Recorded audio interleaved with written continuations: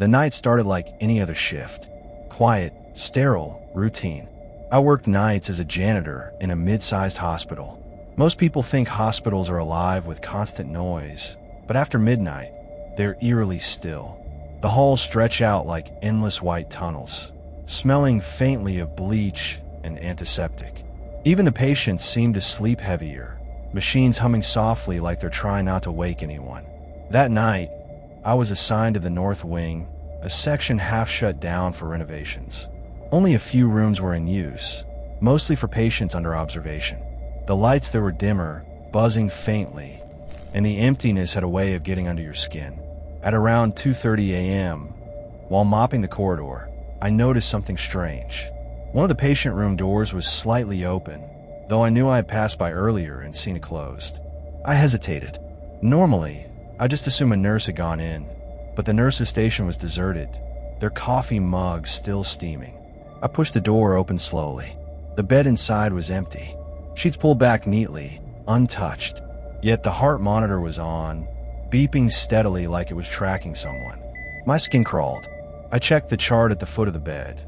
The patient, an older man with heart complications, had been discharged that afternoon. So why was the monitor still on? I backed out of the room quickly, telling myself to just leave it for the nurses.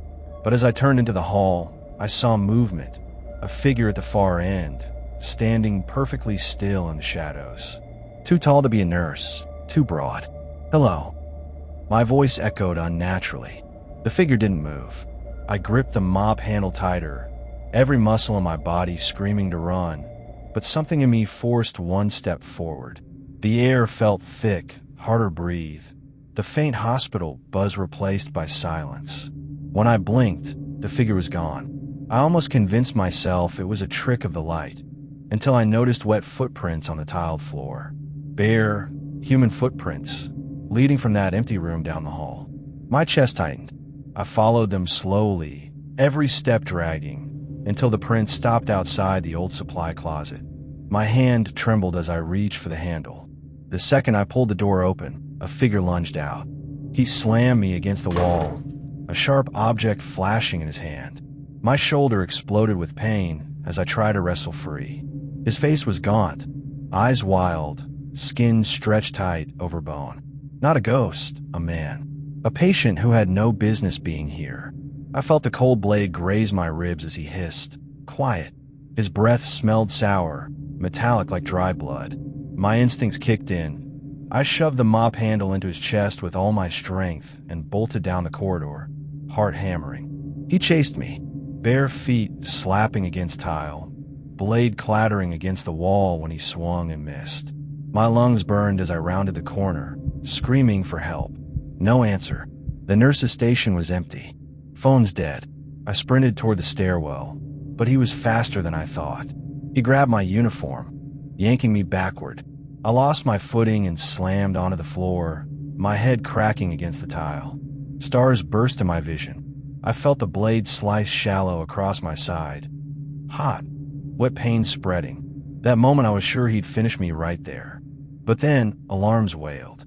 A patient down the hall had coded, and nurses swarmed the wing. The man bolted, disappearing into the stairwell like smoke.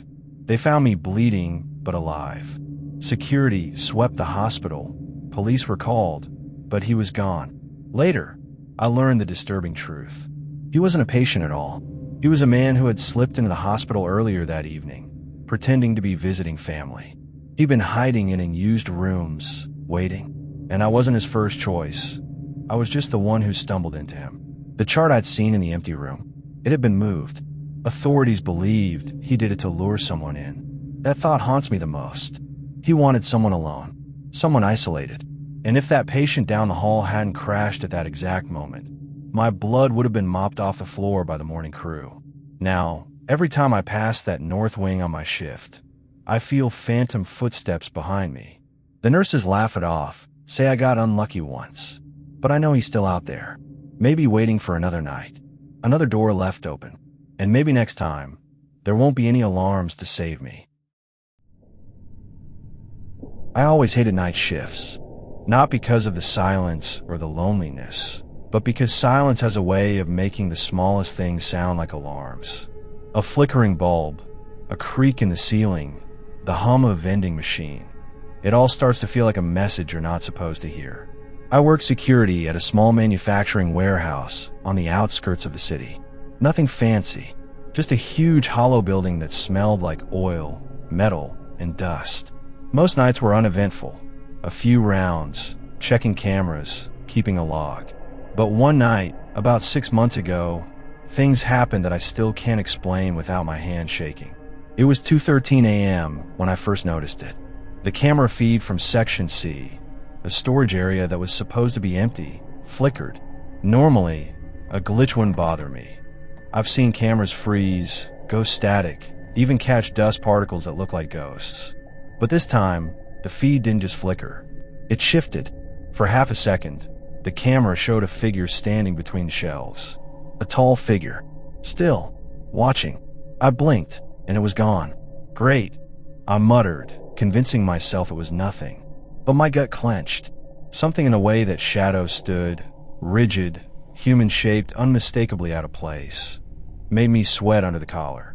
I grabbed my flashlight and did the stupid thing. I went to check. The warehouse echoed with each step I took. The air felt thicker than usual, heavy, as if the place itself was holding its breath. My boots crunched against scattered sawdust. The sound amplified in the silence. When I reached Section C, the light from my flashlight cut through rows of shelves stacked with boxes. Nothing, just stillness. I swept the beam left to right, heart racing. Then, at the far end, I saw something that made my stomach drop. One of the boxes was pulled out halfway. Inside, resting on top of metal parts, was a pair of boots. Muddy, worn-out boots. Fresh. I froze. No workers had been inside since 6 p.m., and I'd logged every exit. Whoever had left those boots, they were still here. I pulled out my radio. "Base, this is Carter. Got possible intruder in Section C. Request backup." Static. I tried again. Nothing but white noise. My throat tightened. I backed away slowly, flashlight trembling in my hand, trying to keep my breathing quiet. That's when I heard it. Footsteps, faint but steady, behind the shelves. Not hurried, not stumbling, just pacing, as if the person knew I could hear them. I wanted to run, but protocol drilled into my head told me to hold my ground. "Who's there?" My voice cracked more than I wanted. "This is private property." Silence.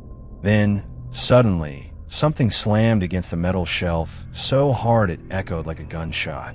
The entire row rattled. My light shook as I aimed it toward the noise, but nothing was there. Just shaking shelves settling back into place.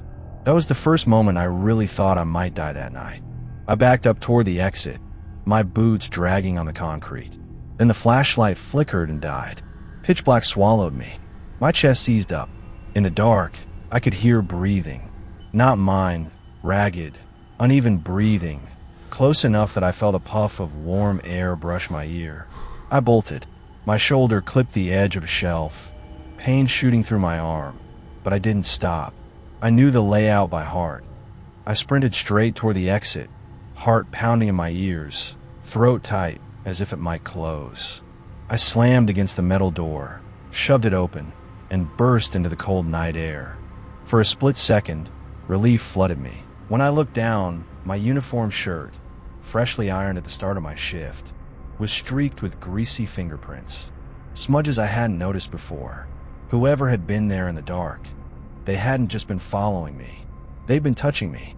I gagged, nearly vomited, my chest heaving. My first instinct was to jump in my car and drive away, but protocol had me call dispatch from the outdoor line. Backup arrived 20 minutes later, but by then, the warehouse was empty. They found no footprints, no intruder, no sign of forced entry. The boots were gone. Management wrote it off as me being spooked or overtired. But I know what I felt, what I heard. And the greasy handprints on my shirt, nobody explained those. After that, I changed the state and never went back.